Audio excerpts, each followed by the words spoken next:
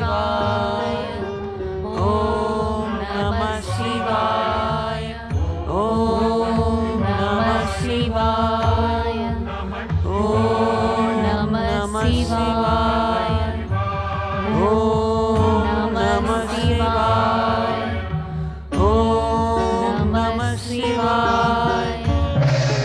మాతా,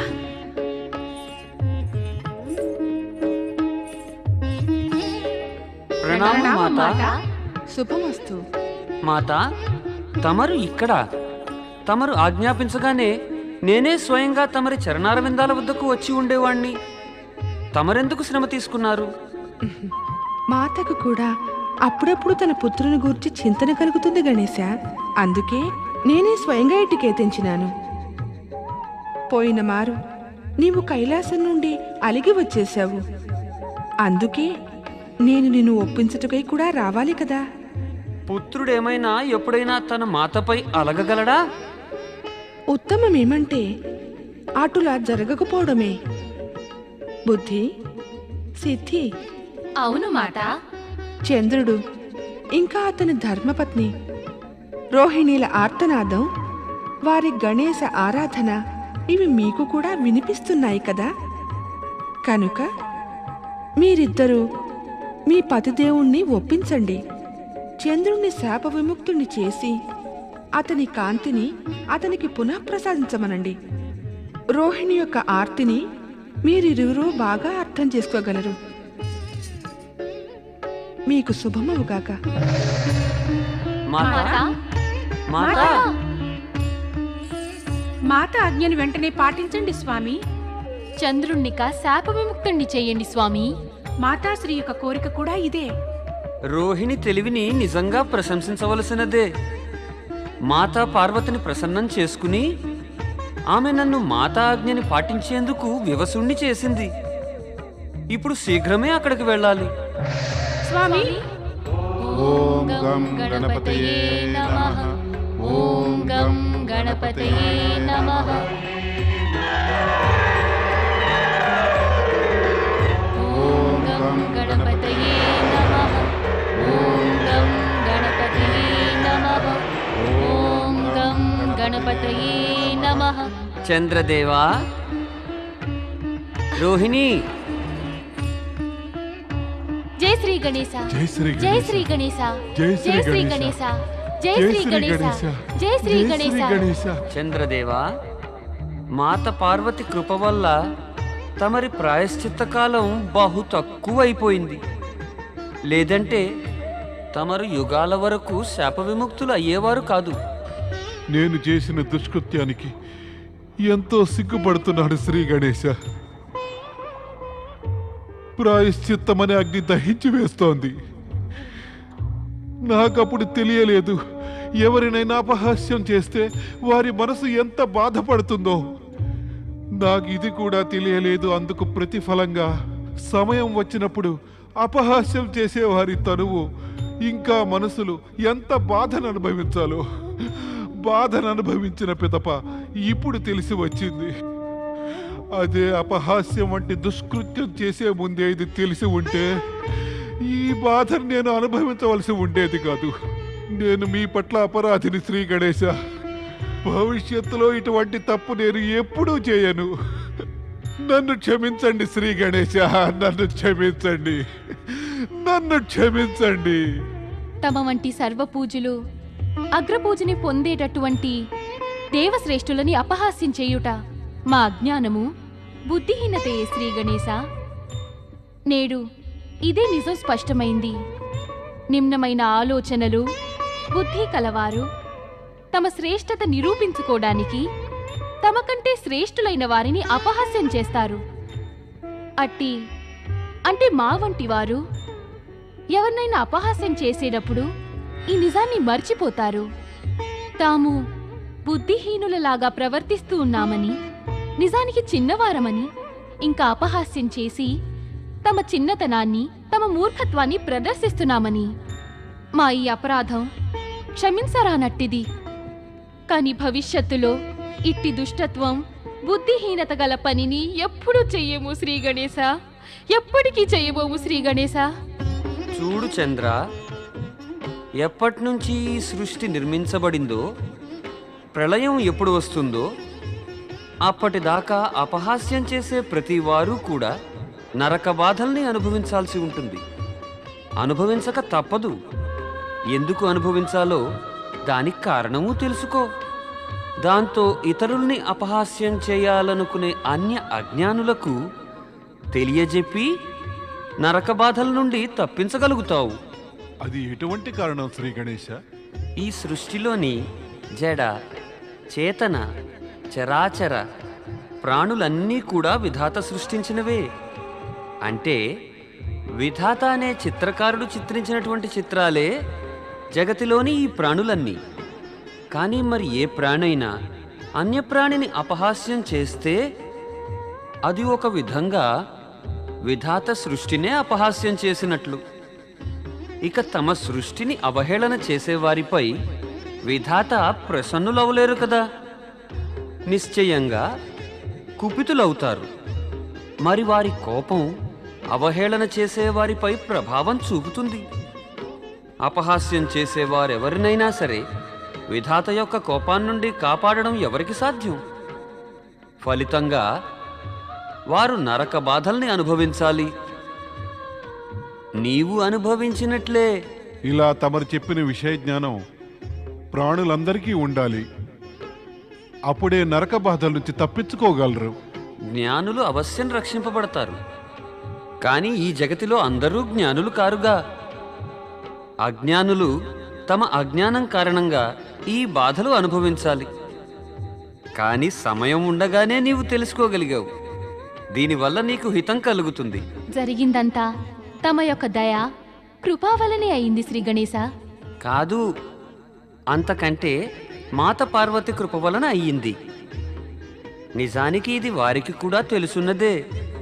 జీవులు అహంకారపూరితులై తమని శ్రేష్ఠులమనుకుని ఇతరులను నికృష్టులనుకుని వారిని అవహేళన చేస్తారని.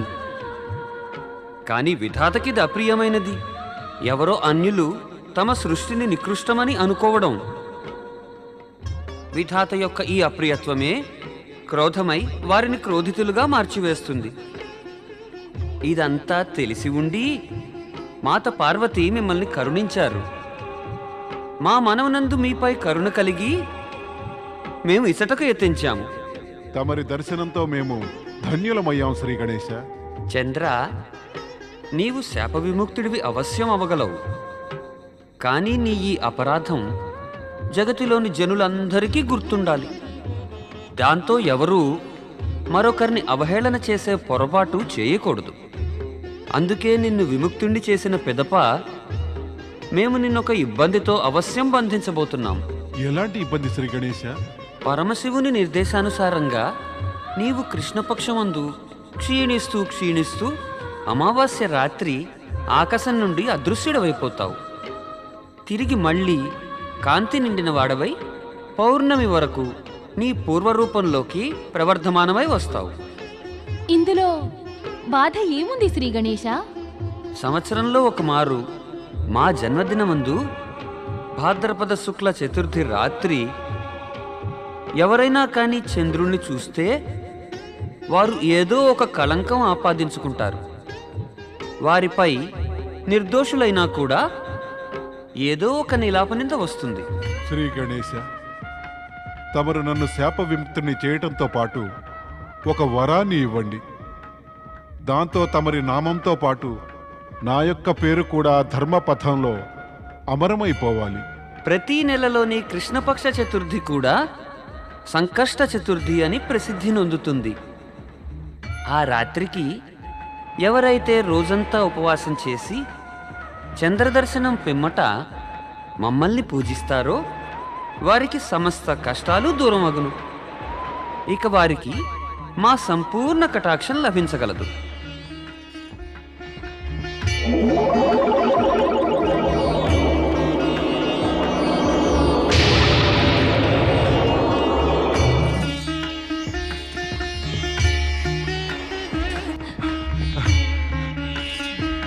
జై జై గణేశ. గణేశ.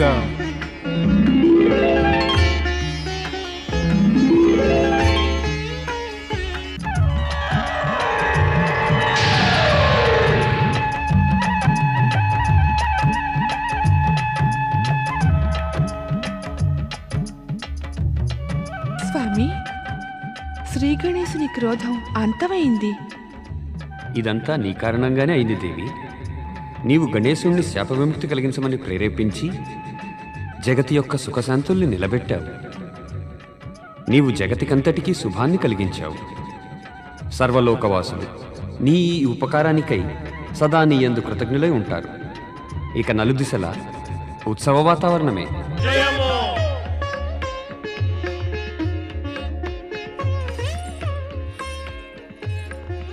ప్రణామం గురుదేవా. విచ్చేయండి. తమరికి స్వాగతం గురుదేవా.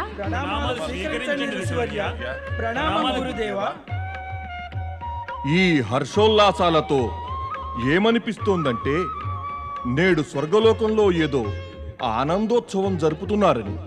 అవును, నేడు స్వర్గం కళకళలాడుతోంది. అవును ఋషివర్య, మిత్రుడు చంద్రదేవుడు శ్రీ గణేశుని శాపం నుండి విముక్తుడైనాడు. ఈ సందర్భంగానే మేము నేడు స్వర్గలోకంలో నృత్య సంగీతాల మహోత్సవాన్ని ఏర్పాటు చేశాము. ఇందులకే తమరిని కూడా ఆహ్వానించాం. ఉత్తమం, అత్యుత్తమం. గురువర్య, తమరి ప్రియ శిష్యులిద్దరూ దేవర్షి నారదుడు ఇంకా పర్వతముని తమరి వెంట రాలేదే? వారిద్దరు మిత్రులు కలిసి విశ్వభ్రమణానికై వెళ్ళారు. దేవేంద్ర, తమరు వీరిని గుర్తించారా? వీరే ఋషి వామదేవులు, మాకు ప్రియమిత్రులు. వీరిని మేం మా తరఫున స్వర్గానికి ఆహ్వానించి ఉన్నాము. తమ సిద్ధులు తపోబలంతో స్వర్గాన్ని చేరగలిగారు. వీరికి స్వాగతం చెప్పండి. దేవగురు, చంద్రదేవుడు రోహిణులతో పాటుగా వీరికి కూడా స్వాగతం పలుకుతాం. తమరు వేంచేయండి. గంధర్వుడు క్రౌంచిన ప్రణామాలు స్వీకరించండి ఋషివర్య. ఋషివర్య, తమరు ఆసనులు కండి.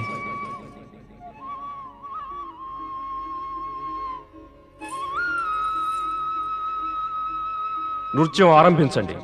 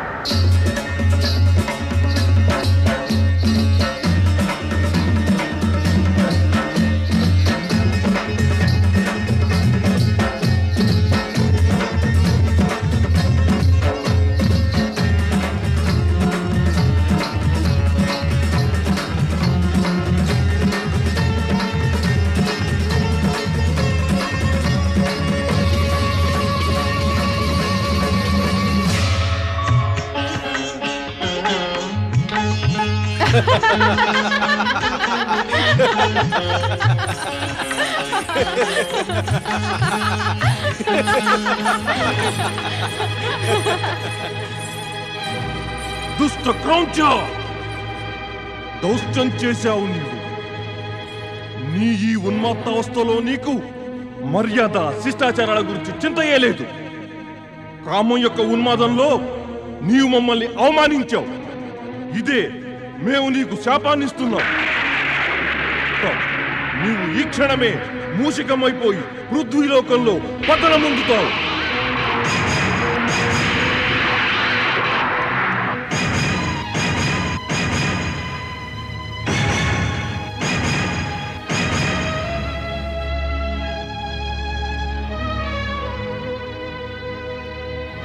క్షమించండి ఋషివర్య, క్షమించండి. క్రౌంచ గంధర్వుని చిన్న తప్పుకి ఇంతటి కఠోర దండన. తమరిని అవమానించడం క్రౌంచ గంధర్వుని ఉద్దేశ్యమే కాదు ఋషివర్య. క్రౌంచుణ్ణి క్షమించండి ఋషివర్య, క్షమించండి. తమరు తపస్సు, జ్ఞానము, క్షమల స్వరూపం ఋషివర్య.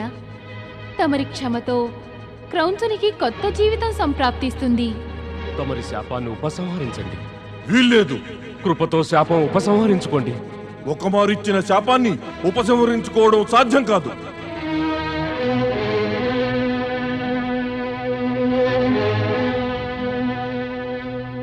ఋషివర్య, ఈ క్రౌంచ గంధర్వుణ్ణి శాపవిముక్తుణ్ణి చేయలేకపోతే కనీసం ఇతని ముక్తికైనా ఉపాయాన్ని తెలియచెప్పండి.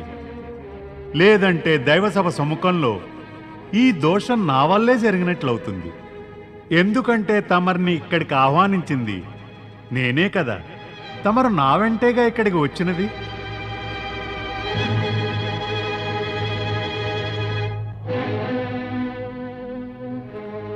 ఏ శ్రీ గణేశుడు చంద్రుడు రోహిణులకు శాప విముక్తి కలిగించాడో వారే ఇతడిని శాప విముక్తుణ్ణి చేయగలరు.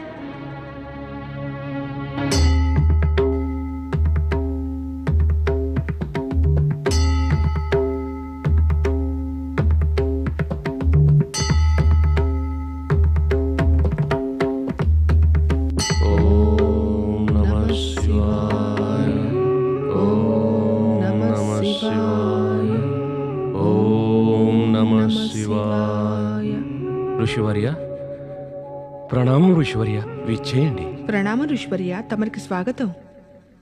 ఋషివర్య, పరాశర, దేవి వత్సల, విధాత తమరికి శుభం కలిగించుగాక. ఋషివర్య, తమరెందుకు ఉద్విగ్నంగా ఉన్నారు?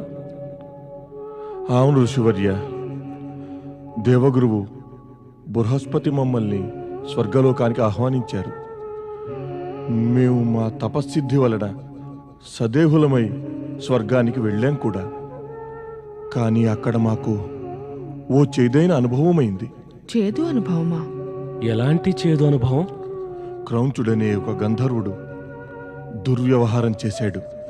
అంత మేము అతన్ని శపించాం. దాంతో మా మనస్సు అత్యంత ఉద్విగ్నమయ్యింది. మనస్సు నిలవటం లేదు. ఇది సర్వవిదితమే. తమ బాధని ఇతరులకు చెప్పుకోవడం వలన ఎంతో శాంతి లభిస్తుంది. అందుకని మేము మా మనస్థితిని మీకు చెప్పవచ్చాం. దాంతో మా మనస్సు శాంతిని పొందుతుందని. సరే, మేము వెళతాం.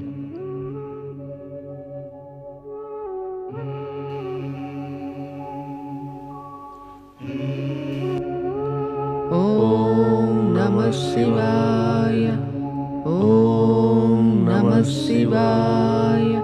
నారాయణ నారాయణ. జయ జయ బ్రహ్మదేవ. నారాయణ నారాయణ. జయ జయ బ్రహ్మదేవ. మిత్రమా నారద, స్వర్గంలోని మహోత్సవానికి నీకు ఆహ్వానం అందియే ఉంటుంది. అదేమిటి? ఆ మహోత్సవానికి ఆహ్వానం నీకు లభించిందా? నా వంటి యోగిని ఆ ఉత్సవానికి ఎవరు పిలుస్తారు? నారాయణ నారాయణ. మరి నేను భోగినా నన్ను పిలుస్తారనుకోవడానికి?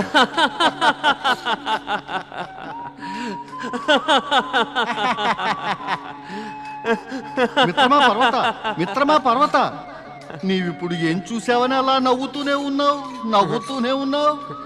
యోగి భోగి మాటలు విని అకస్మాత్తుగా ఆ దృశ్యం స్మరణకి వచ్చింది.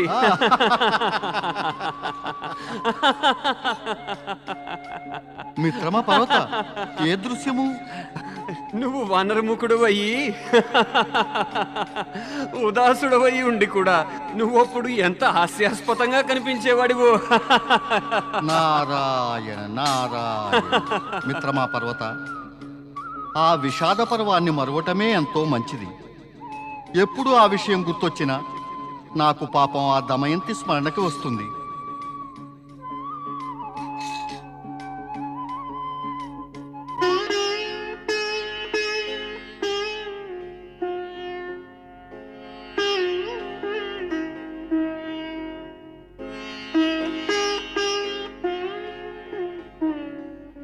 నారాయణ నారాయణ. చంద్రదేవ, శాప విముక్తుడవైన పిమ్మట కూడా తమరు విచారంగా ఉన్నారే?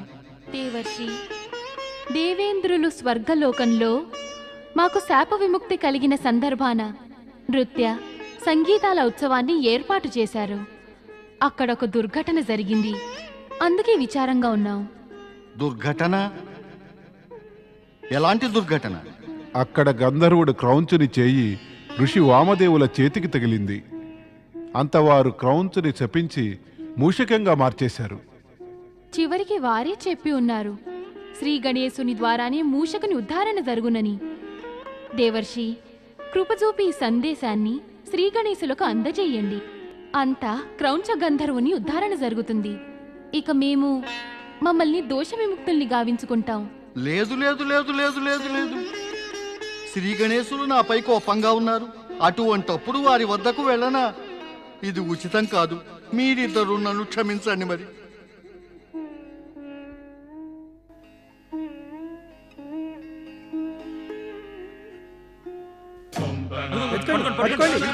ఎక్కడో చూడండి, ఎదకండి, పట్టుకోండి, పట్టుకోండి, ఎదకండి, చూడండి, ఎదకండి, ఎదకండి, పట్టుకోండి, ఎక్కడికో చూడండి, ఎదకండి, పట్టుకోండి, పట్టుకోండి, పట్టుకోండి, ఎదకండి, పట్టుకోండి, పట్టుకోండి, పట్టుకోండి.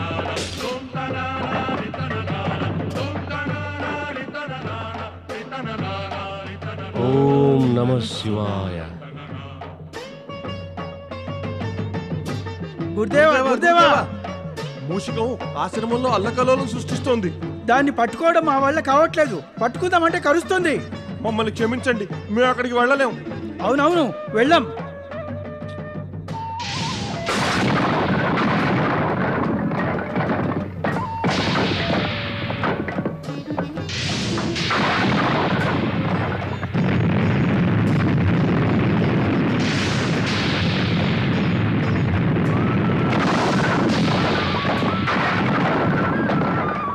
ఓ శివశంకర, దయ చూపండి. ఈ పాపిష్టి మూషికం ఎక్కడి నుంచి వచ్చిందో కానీ మొత్తం ఆశ్రమంలోనే ఉపద్రవాల్ని సృష్టిస్తోంది. ఇది దయ చూపండి.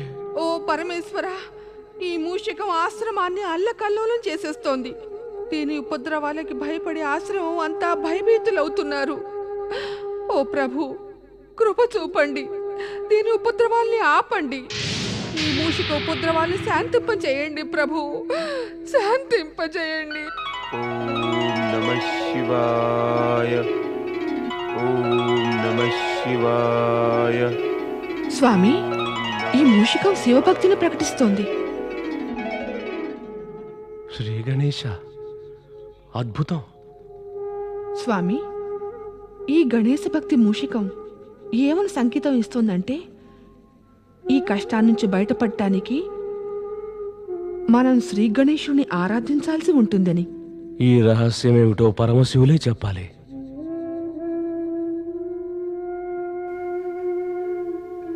గంధర్వుడైన క్రౌంచుని మూషిక రూపం పరాశర ఋషి ఆశ్రమంలో ఉపద్రవాన్ని సృష్టించి వాతావరణాన్ని భయంకరంగా అల్లకల్లోలం చేసింది. అంతేకాక ఆ చుట్టుపక్కల ఉన్న కుటీరాల్ని కూడా భస్మీపటలం చేసేసింది. పరాశర ఋషి శిష్యులు భయపడి ఒక్కొక్కరుగా ఆశ్రమం నుంచి పలాయనం చిత్తగిస్తారు. ఈ సంఘటనతో ఋషి ఎంతో వ్యథ చెందుతాడు. ఋషిపత్రి వత్సల మరియు ఋషి పరాశరుని ఎదుట ఈ ఆపద నుండి బయటపడేందుకు కేవలం ఒకే ఒక్క మార్గం ఉంది. అది వారు పరమేశ్వరుని శరణుజొచ్చి ఆయనను ప్రార్థించటమే. ఓం నమః శివాయ. జై మహాదేవ, జై శివశంకర, జై మాతా పార్వతి. రండి ఋషి పరాశర. మాత, ఆ మూషికం నుండి మమ్మల్ని రక్షించండి. మూషికమా? మూషికం నుంచి రక్షణ? అవును మాత, అది సాధారణ మూషికం కాదు, అత్యంత బలశాలి ఉపద్రవ మూషికం. మా ఆశ్రమాన్నంతా ధ్వంసం చేసింది ఆ మూషికం. శిష్యులందరూ దాని బాధతో పారిపోయారు. అంతేకాక ఆ మూషికం పూరేకులు ఆకులతో శ్రీ గణేశుని కూడా స్థాపించింది. సంకేతం ఇచ్చింది, ఇక శ్రీ గణేశులే మమ్ము ఉద్ధరించగలరని. పరమేశ్వరులు ఇప్పుడు సమాధిలో లీనమై ఉన్నారు. వారిని సమాధి నుండి లేపుట ఉచితము కాజాలదు. పైగా గణేశుని ఏ కృత్యంలోనూ వారు కల్పించుకోవడానికి ఇష్టపడరు కూడా.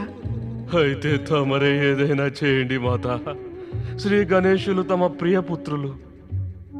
తమ ఆదేశాన్ని తప్పక పాటిస్తారు.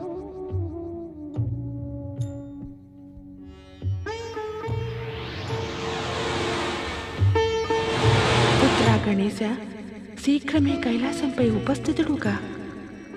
పుత్రా గణేశ, శీఘ్రమే కైలాసంపై ఉపస్థితుడుగా. ప్రణామం మాత. నన్ను ఎందుకు పిలిచారు? పుత్రా గణేశ, ఋషి పరాశరుని సంకటాన్ని దూరం చేయి. పరాశర ఋషికి కష్టమేమిటి మాత? శ్రీ గణేశ, ఆశ్రమంలో ఒక శక్తిశాలి అయిన మూషికం ఉపద్రవాల్ని సృష్టిస్తోంది. అది సంకేతం ఇచ్చింది. అది తమరి కృపని పొందిన పిదపే శాంతిస్తుందని. దయ చూపండి శ్రీ గణేశ. మేము మాత ఆజ్ఞానుసారులం ఋషివర్య. తమరు ఆశ్రమం చేరేందుకు పూర్వమే ఆ మూషికం ఉపద్రవాలు శాంతించగలవు. జై మాతా పార్వతి, జై గణేశ.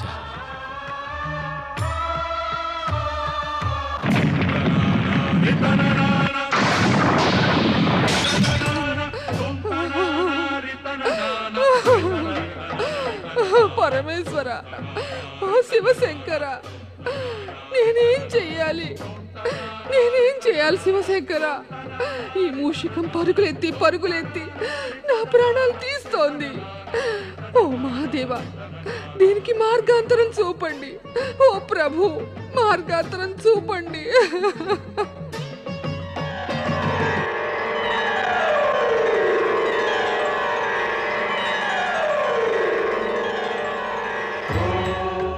మాత, శ్రీ గణేశ, చింతించకు మాత. గణేశుడుండగా తమరి ప్రాణాలు ఎవ్వరూ తీయలేరు. ఈ మూషికాన్ని నేను ఇప్పుడే సరైన మార్గానికి తెస్తాను.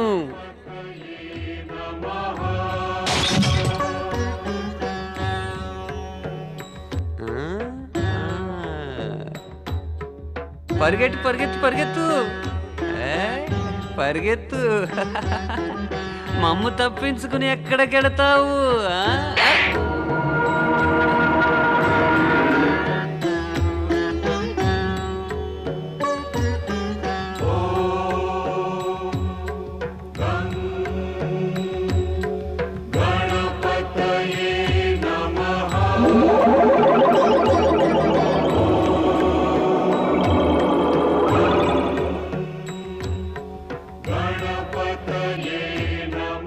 ఓ విఘ్నహర్త గణేశ, తమరు నన్ను ఉద్ధరించారు.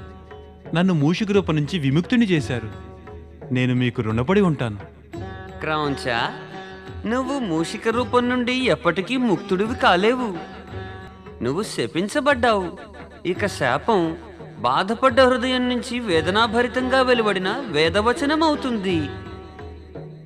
అది ఎన్నటికీ అసత్యం కాజాలదు. శ్రీ గణేశ, మరో మార్గం సెలవీయండి. నేను మూషిక రూపంలో కూడా ఎన్నడూ దూషణ పొందకూడదు. ఇక నా జీవితం నాశనం అవరాదు. నేనెప్పటికీ తమరి సేవలోనే ఉండాలి.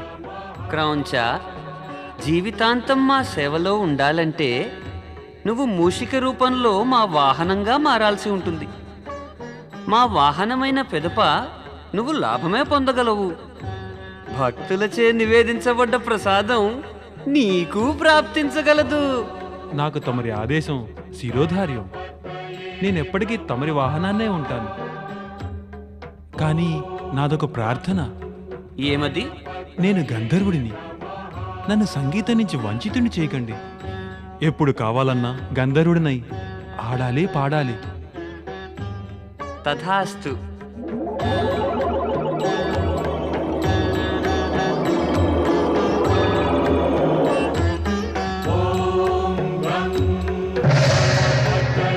నేను తమరికి కృతజ్ఞుని శ్రీ గణేశ. పార్వతీనందుడు శ్రీ గణేశునికి జయము. జయము. విఘ్నహారక శ్రీ గణేశునికి జయము. జయము.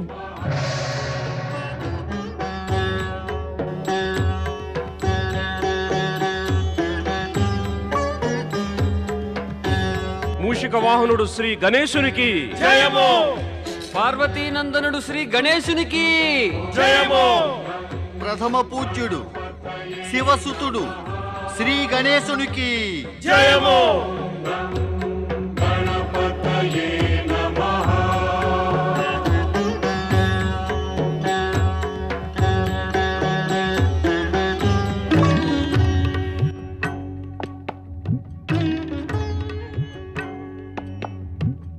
ప్రణామం పితా మహాదేవ, ప్రణామం మాతా పార్వతి.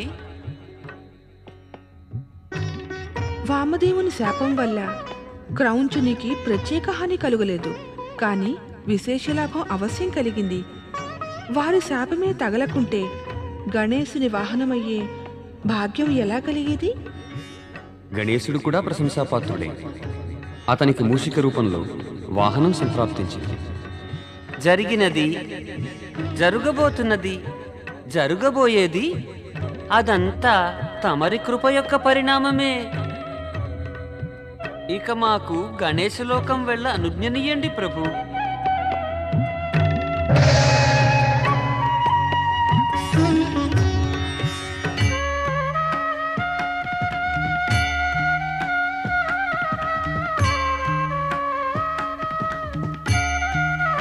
స్వామి వచ్చేసారు.